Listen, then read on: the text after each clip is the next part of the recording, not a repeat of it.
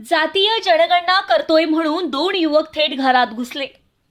घरात असलेल्या महिलेकडून आधार कार्ड आणि माहिती घेतली. पुढे विचारपूस करता करताच पाणी मागितलं आणि महिला पाण्याचा ग्लास घेऊन हातात देत नाही तोच तिच्या डोक्यावर पिस्तूल आणि गळ्यावर चाकू ठेवत 20 ग्राम मंगळसूत्र, 60 ग्राम सोन्याच्या बांगड्या, 7,000 रुपये आणि महिलेचा मोबाईल असा एकूण 5,03,000 रुपयाचा ऐवज हिसकावून पळ काढल्याची घटना उघडकीस आली आहे. ही घटना आहे अमरावती शहरातील. ज्या महिलेच्या घरात चोरीची घटना घडली आहे तिचं नाव आहे जयश्री प्रशांत अळसुळे. राठीनगर येथील नायब तहसीलदार प्रशांत अळसुळे यांच्या पत्नी. त्यांची दोन्ही मुले शिक्षणासाठी बाहेरगावी राहतात. पती ड्युटीवर गेल्यानंतर जयश्री यांच्यासोबत हा प्रकार घडलाय. या घटनेविषयी पोलिसांनी तपास केला असता ते काय म्हणाले. आज रोजी राठीनगर गल्ली नंबर 1 हंतोडकर हॉस्पिटलच्या मागे एक महिला एकता मंच गार्डनच्या समोर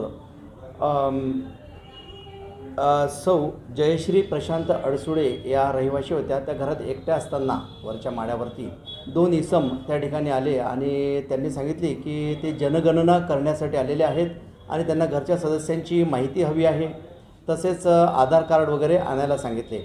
ती महिला आतमध्ये गेली असता त्यांनी घरामध्ये प्रवेश केला, बाहेरची कडी लावून घेतली आणि त्या महिलेची झटापट करून चाकूचा धाक दाखवून तिच्या हातातील 2 सोन्याच्या बांगड्या, मंगळसूत्र तसेच घरातील पर्समधील रोख रक्कम असा एकूण 5 लाखाचा ऐवज, 5,03,000चा ऐवज ते घेऊन गेले आणि त्यावरून गुन्हा दाखल करण्यात आलेला आहे. 2 अनोळखी इसमाविरुद्ध त्यांच्याकरिता शोधाकरिता एकूण 4 टीम रवाना करण्यात आलेली आहे.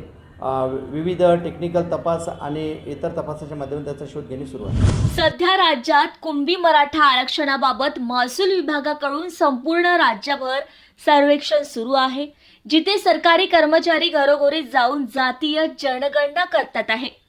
तिथेच सर्वेक्षणाचा चुकीचा फायदा घेत चोरट्यांनी केलेल्या घटनेमुळे शहरासह अमरावती जिल्ह्यात चांगलीच खळबळ उडाली आहे. या घटनेनंतर पोलिसांनी देखील जनतेला सतर्क राहण्याचं आवाहन केलं आहे. Bureau report, times today 18 news, Amravati. महाराष्ट्रातील ताज्या बातम्यांसाठी बघत रहा टाइम्स टुडे 18 न्यूज. सोबतच शेअर करा, सबस्क्राईब करा आणि बेल आयकॉन प्रेस करा.